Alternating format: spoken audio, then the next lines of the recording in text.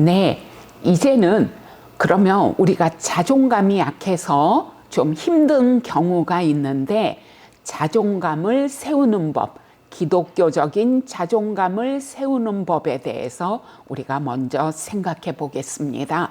이 자존감을 세우는 것은 자존감이 약해서 삶에서 어려움을 조금 겪어본 사람들이 상담실에 와서 자신의 삶의 얘기를 하다가 그러면 예수님은 세상 사람이 아니라 예수님은 우리를 어떻게 보는지 한번 살펴보십시다 라고 제가 그 기독교적인 자존감을 얘기하고 그 다음에 자존감을 세우는 법을 우리가 나누거든요.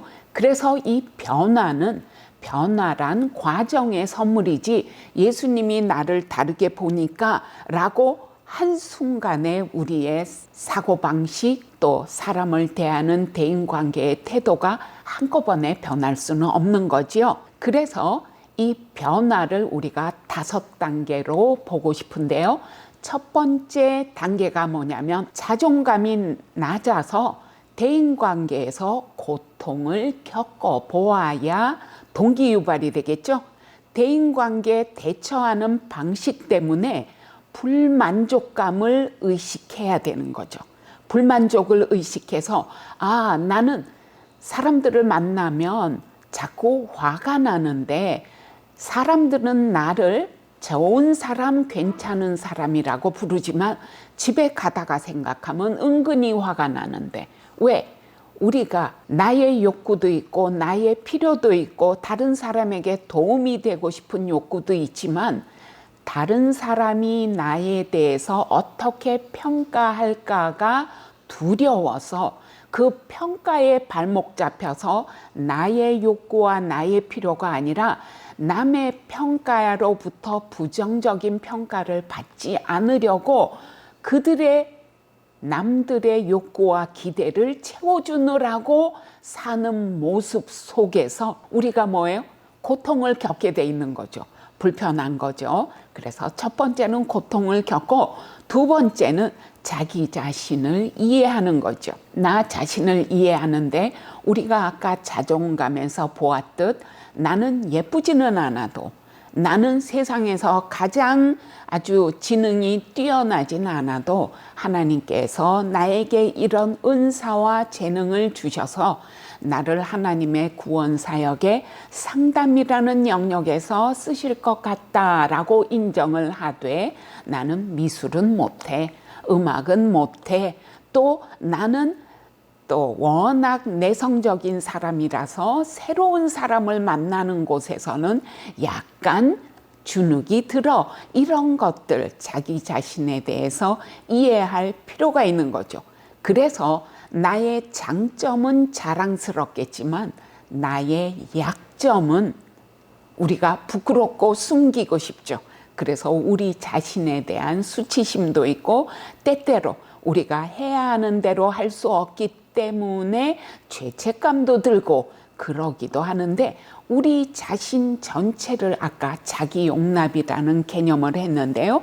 우리 모습 전체를 받아들일 수 있는 그런 사람이어야 내가 나를 존중하는 마음이 생기겠죠. 그래서 우리 인간은 죄인이기 때문에 그리스도의 용서가 필요한 존재예요. 여러분은 어떠세요? 다른 사람이 나를 비난할 때도 속상하지만 내가 이런 게 약점이야. 그래서 이런 거를 다시는 하고 싶지 않아. 앞으로는 조심해야지 안 할 거야 라고 생각했는데 우리도 모르게 또 해버리고 말았을 때 그때 정말 화가 나죠. 자신에 대한 실망이 커지요. 그래서 우리가 우리 자신을 존중하는 마음이 우리가 생기려면 우리는 우리의 그 모든 것을 있는 그대로 용납하고 내가 죄를 지었을 때 우리 주님이 70번씩 7번이라도 용서해 주듯이 나도 나를 좀 용서할 줄 아는 그리고 나의 약점도 받아들이는 그런 태도가 필요하겠죠. 세 번째로는 그러면 나는 앞으로 어떻게 할 건지, 나는 다른 사람이 편견 없이 말해도 저거 지금 나를 비난하고 있구나, 나를 놀리고 있는 거지 라고 자의식이 발달해서 그 사람들의 평가에 발목이 잡힌 삶을 사는 것이 아니라 이제는 새로운 선택을 하기로 결단하는 거죠. 나에게 있는 새로운 가능성을 인정하고 새로운 삶의 양식을 선택해야 되겠죠. 즉, 우리가 어느 방에 들어갔을 때 한 3명이서 무슨 얘기를 하다가 까르르 웃고 있었어요. 까르르 웃다가 나를 턱 보고는 웃음을 멈추었을 때 여러분은 어떻게 생각하기 쉽나요? 아유, 저 사람들 왜 웃다가 갑자기 웃음을 멈춰? 혹시 내 얘기한 거 아니야? 라고 자존감이 낮은 사람들은 내가 나를 존중하는 마음이 없기 때문에 다른 사람이 무슨 행동을 해도 그게 다 나를 비난하거나 나를 조롱하거나 나를 놀리는 것이라고 생각하기가 쉬운 거죠. 근데 그것 때문에 고통을 많이 받아서 야, 니네들 내 욕하고 있었지? 라고 말했더니 그 친구들이 아니야, 전혀 아니야 라고 말하는 걸 보고 분위기 싸해졌던 경우가 있나요? 그래서 여기서 이제는 선택하기, 즉 어떻게 선택하냐면 새로운 가능성, 내가 들어왔을 때 까르르 웃고 있던 사람이 웃음을 멈추었다면 이렇게 물어볼 수 있는 거죠. 니네들 뭐가 그렇게 재밌어? 재밌는 이야기 나에게도 좀 해줘. 같이 웃자. 그쵸? 그런 분위기도 업되면서 친구들이 그래 어서 와. 영희가 오면 늘 우리 분위기는 업돼 라고 그 분위기에 포함돼서 분위기가 같이 즐거워질 수가 있죠. 그래서 우리는 이렇게 새로운 선택을 하는 것입니다.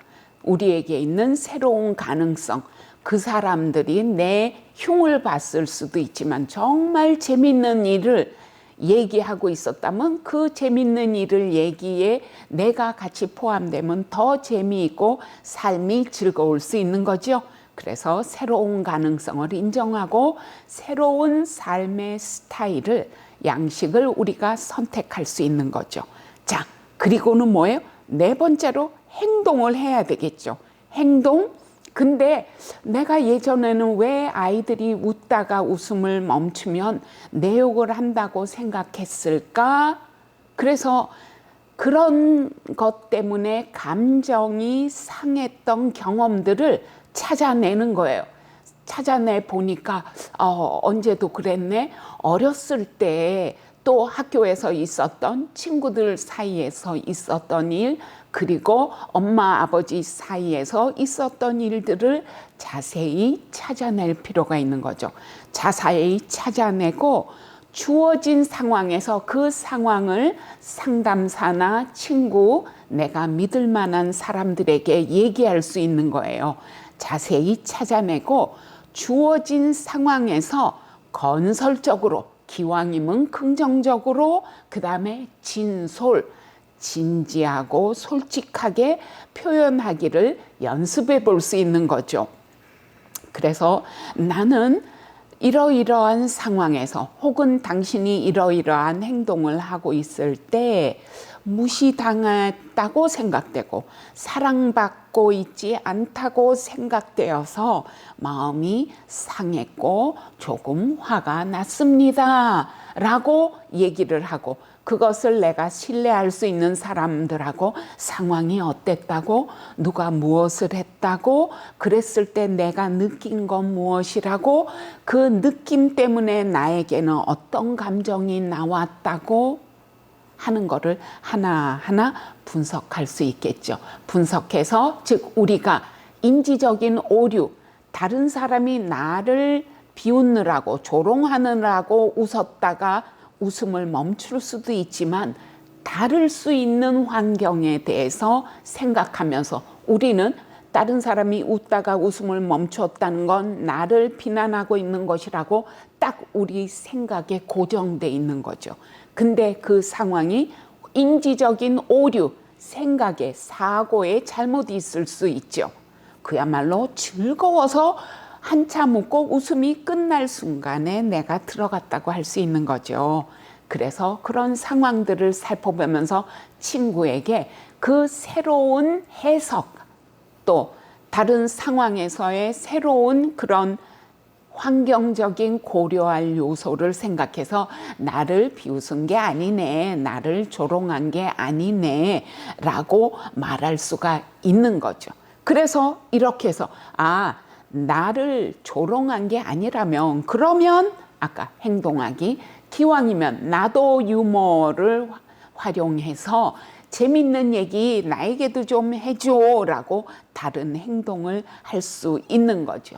그 다음에 기분이 좋을 때는 긍정적으로 해석할 수 있는데 기분이 나쁠 때는 일상적으로 그동안 해온 것처럼 부정적으로 생각하고 그래서 남을 비난하고 늘 마음이 불편하고 화나고 짜증났었는데 이제는 뭐예요? 행동을 바꾸어서 다르게 하면서 뭐예요? 긍정적으로 사는 법, 긍정적으로 사는 법을 내가 유지해 나갈 수 있죠. 우리가 긍정적으로 살아갈 수 있는 이유? 이 세상은 어떤 사람에 대한 평가를 인격에 대한 평가마저도 성취로 하는 경우가 많이 있어요. 성공지향적인 사회이기 때문에. 그러나 그래서 그 성취는 현대사회에서는 또 구매력으로 이어지는 경우가 많아요. 그래서 현대사회는 인격에 대한 평가마저 그 사람이 얼마나 많은 걸 성취했는지, 그래서 그 사람이 얼마나 많은 명품을 구입할 수 있는지, 그 사람이 얼마나 좋은 집에서 살고 있는지 이런 것 등으로 성취와 구매력에 의해서 인격을 평가하는 경우가 많은데 예수 그리스도는 뭐죠? 나를 하나님의 형상이시고 그 하나님의 아들의 이름을 믿는 사람에게는 구원이 있다는 걸 알고 믿음으로 받아들여서 예수 그리스도를 내 마음의 구주로 영접하고 그래서 내 마음에 그리스도가 있으므로 나는 기쁘고 즐겁고 그 내 마음에 계신 그리스도가 나를 영이야, 너는 하나님의 구원 계획에 이러이러한데 쓸 필요가 있어서 하나님이 만드셨단다. 그렇기 때문에 너를 개발하고 배우고 훈련하고 단련해서 하나님의 사역에 쓰임을 받아라. 그러면 그 쓰임받는 사역이 비록 조그만 일일지라도 우리 하나님은 우리에게 지혜와 성령 또 재주의 은사를 주셔서 우리로 하여금 그 일을 감당할 줄 알게 하죠. 그러니까 우리가 우리의 모습을 세상이 보는 모습대로 보지 않고 하나님이 보시는 대로 내 모습을 볼 때 나는 기쁨이 많아요. 감사가 많아요. 감격이 많아요. 하나님, 나 같은 사람도 어떻게 이렇게 오랫동안 인내하셔서 저를 하나님의 구원 사역에 포함시켜 주셨습니까? 우리 안에 그 감격이, 감탄이, 하나님의 그 은혜의 경륜에 대한 감탄이 많으면서 우리 안에 감사와 감격이 많이 솟아나온 거죠. 그렇기 때문에 뭐예요? 이제는 세상이 나를 보는 기준에 의해서 우리가 끌려갈 일이 없어요. 늘 말씀을 통해서 하나님, 저 지금 어때요? 하나님이 엄지척. 하나님, 저 지금 조금 낙심했는데요. 왜냐하면 저 안에 이런 약점들이 아직도 너무 많이 살아있는 거예요. 주님이 괜찮아, 괜찮아.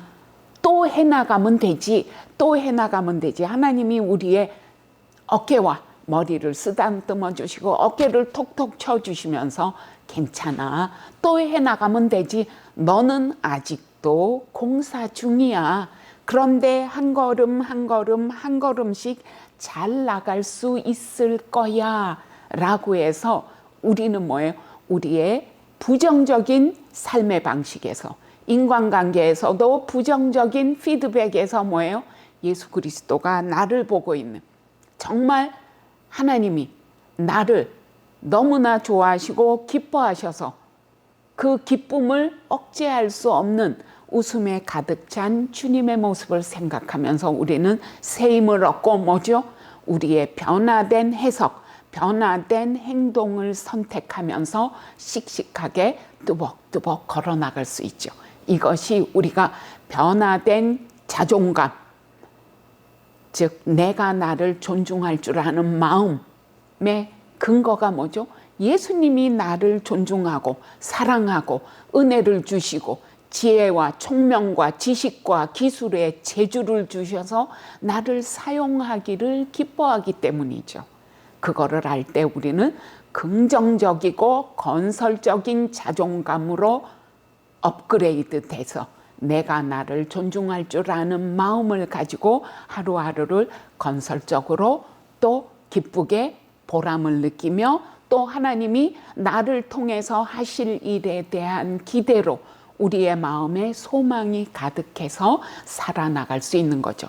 이럴 때 우리의 낮은 자존감은 건강한 자존감으로 변해서 예수 그리스도가 나를 보는 것과 똑같이 건강한 자존감으로 변하여 우리는 건설적이고 기쁘고 행복하고 감사와 감격이 있는 그런 마음가짐으로 살아갈 수 있는 거지요. 여러분 시청해 주셔서 감사합니다.